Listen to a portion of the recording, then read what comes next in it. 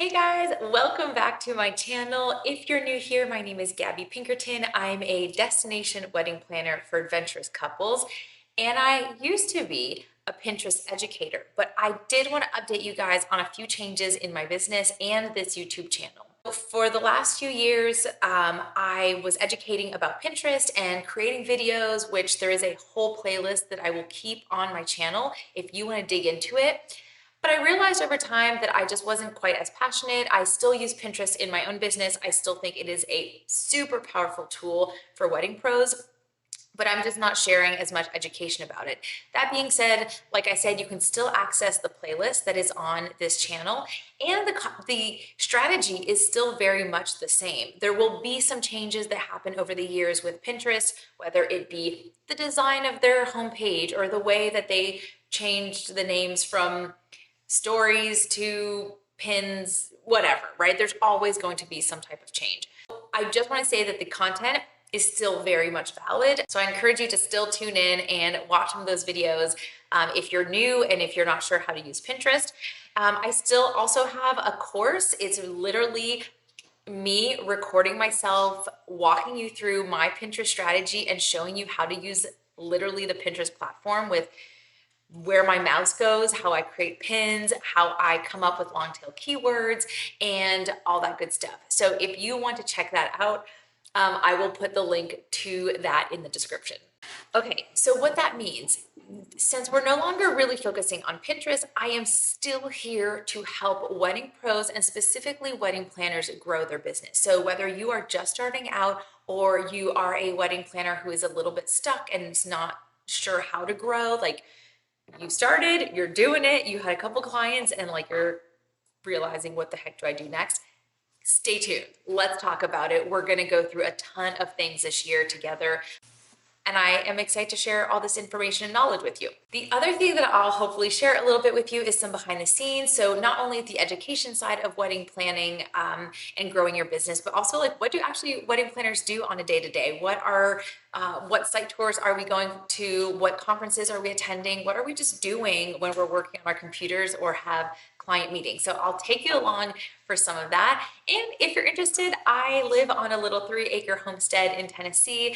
I have chickens, horses, cats, and dogs, and we love to garden and cook and do all sorts of projects. So from time to time, I'll sneak in a little personal stuff just to show you around and like what wedding planners do during their off season. Because yeah, we do take a break sometimes. Okay, now that that's out of the way, let's talk about our topic for today's video. So we're going to be talking about marketing mistakes to avoid when you are getting started with your wedding planning business. You guys, I've made them, you've probably made them, but if you are still new or if you're still looking to grow, let's talk about these mistakes and let's talk about how to avoid them. All right, stay tuned.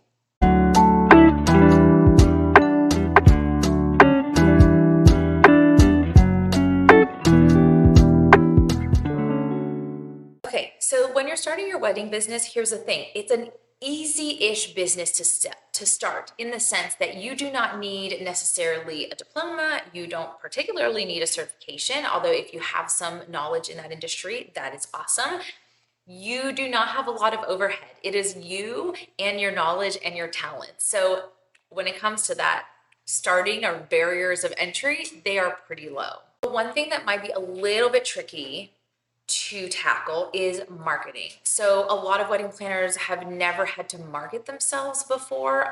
If you are brand new to starting a business, you probably have no necessarily experience in putting yourself out there and marketing yourself as a brand. And that can be really intimidating and challenging if you have no idea where to start. Marketing might be a little bit tricky, a little bit intimidating at first, but it is 100% necessary for you to get started. And I'm not talking about like print ads or paying for the knot or wedding wire, if you know what that is.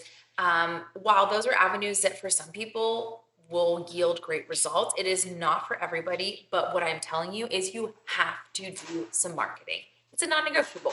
We're going to talk about that today. As a wedding planner of 12 plus years, I have myself experienced a lot of marketing mistakes, and I've talked to many other wedding planners and wedding pros in general who have had their business at various stages of life and for various amounts of time.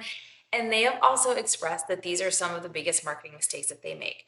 So I am here to hopefully help you avoid these mistakes, and we're going to come up with some ideas together on how to move forward, grow your business, and therefore get a ton more clients in the next year.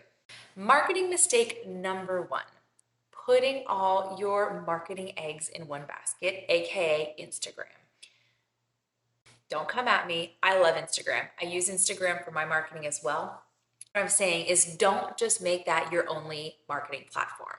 In the sense that I'm sure you've heard this. What happens if Instagram dies tomorrow, leaves, vanishes? What happens? Where's your portfolio? Where are all your images? How do people contact you? How are you reaching the greater population, right? So that is super, super important. You want to make sure you are established across a few platforms without overcommitting yourself. How do you commit to having not only a marketing strategy, but putting that strategy to work in more than one place, aka Instagram? Personally, I wish this existed when I was just starting out because it's been a game changer. You maybe actually have heard me talk about it on Instagram because I use it.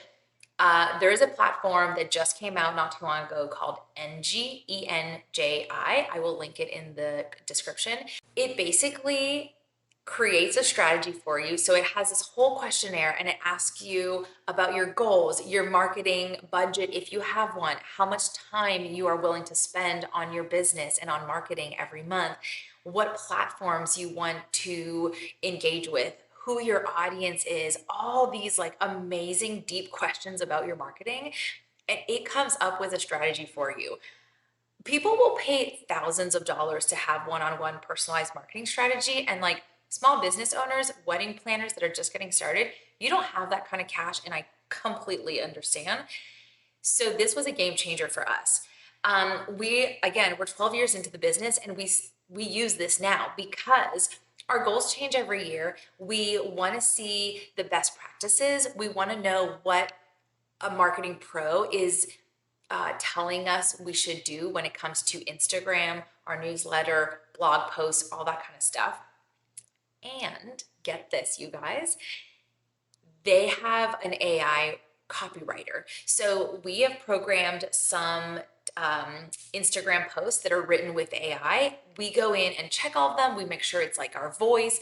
They will write some stuff. We give them the topic. We give them a call to action, and then they write up the whole caption. It's been so fun. They add emojis, they add hashtags, and I just go in and tweak. Like, this is a way that I've been able to batch create so many posts, and they can also write blog posts for you. And listen, if you have gone through my Pinterest playlist, you'll know that I talk about the importance of blogging. It is still so important. It is where SEO search engines can find your content. And if you are writing blogs strategically, it is also how your clients can find you via Google search, right? So that is a conversation for another day. I could have a whole video just on blogging. Marketing mistake number two, having a one-page website. Okay, I hear you. You're like, oh my God, I can't afford to hire a web designer for $5,000, $10,000. You maybe don't have the skills to build your own. Okay, but there are some really great templates out there. So, and you think your goals and design stuff is going to change over the years, completely understand. But here's why a one-page website is a problem. First of all, Google needs more from you. We talked about blogging already, right? So Google needs words in order to crawl your website, right? Like to scan your website and analyze and be able to tell its users who you are, what you do, and why you would be a perfect wedding planner for someone searching in that Google search bar, right? So you need to be putting location, where are you based? We want to see photos. So I understand if you're just getting started, you probably don't have a portfolio of all your work, right? A few options. I would say stock photos. There are a few actually wedding specific stock photo companies that I will link in the description that I love. The other option is do a styled shoot. This is a great way to get to know new wedding vendors in the area and to be able to showcase your talent. So reach out to a venue, put together a vendor team, and please do this during off season, so winter or sometimes the dead of summer. is a great time to do it when vendors aren't busy, right? Don't do it in spring or fall because people are slammed. So put those together for at least some imagery. Now, I understand that you are like, well, I don't know what all I'm doing. Well, at the very least, we need to know what you're offering. I would recommend probably doing a home page, an about page, services page, contact, so some type of contact form that people can submit, or at the very least, like how to reach you, and a blog. As you know, I could go on about the blog. So on your services page, you should be telling people the options that you have to offer. So are you offering wedding management only? Do you offer design? Do you offer full planning, partial planning, destination, add-ons? Maybe you're also a florist and you're able to offer floral services. Maybe you have some rentals. So just explain it for what you know. And don't be afraid to go and get inspired by other wedding planners' websites and see, okay, this seems to be what management includes. Do I feel comfortable offering all of those? Put yourself in a price point that makes sense for your area, your knowledge and expertise, and your time. So again, make sure your website is more than one page. So we want to do at least a home page, about page, services, contact, and blog. I love doing a contact form on my contact page. I love getting an email that says you have a new inquiry, and then it has all of the questions that I need answered from my potential clients.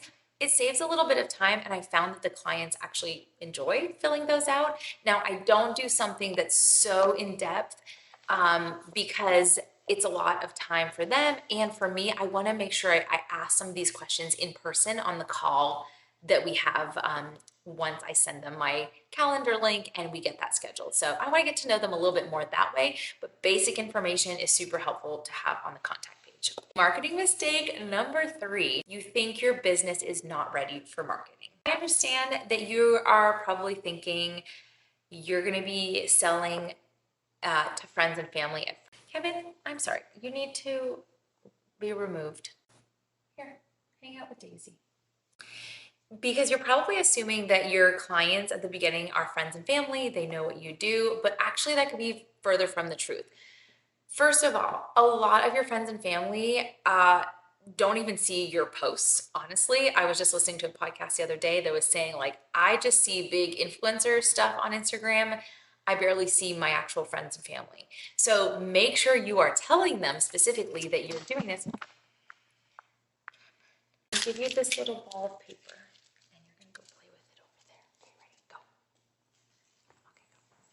Friends and family need to be reminded that you are a wedding planner now.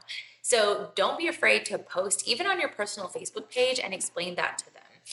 I think a lot of new planners are also afraid that they're waiting for things to be perfect and to have the perfect website, the perfect logo, the perfect blah, blah, blah, to be able to put it out to the world. But please don't wait for perfection.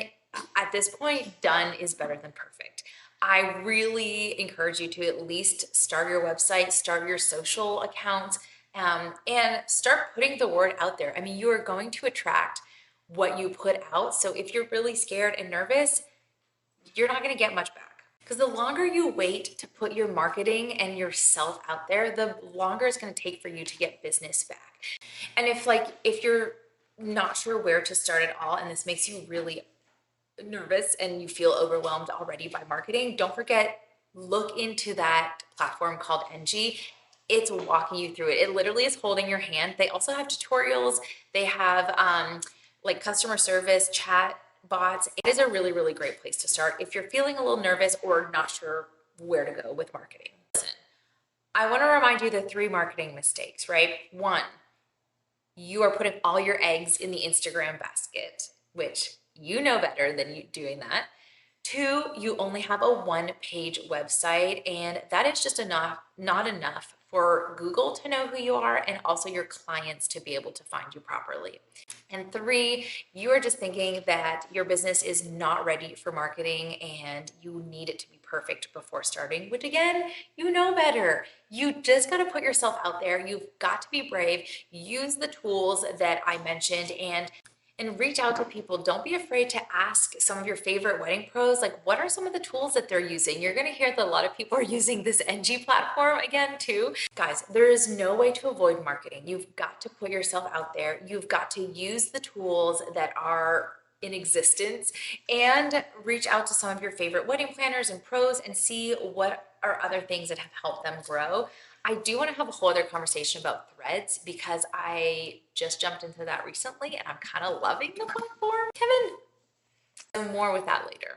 Okay, so here's what you're going to do to get started. One, take a look at NG because I actually think it's going to solve a lot of your problems and it's going to help with that insecurity or that fear of getting started and not making it perfect and not knowing what your strategy is. So that is your action step number one. Step number two, get that website started. So go ahead, download a template, whether it's on WordPress, Showit, Squarespace. There are so many great templates out there. Just start to plug and play and put those main 5 pages up there so you can get established.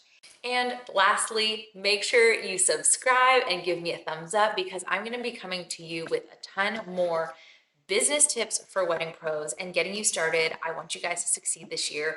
2025 is going to be a bit of a tricky year for a lot of wedding planners. I'm hearing that some sales are down, so we need to start right now to get visible and get our sales coming up again. Thank you so much for tuning in, you guys. As always, feel free to leave me a comment.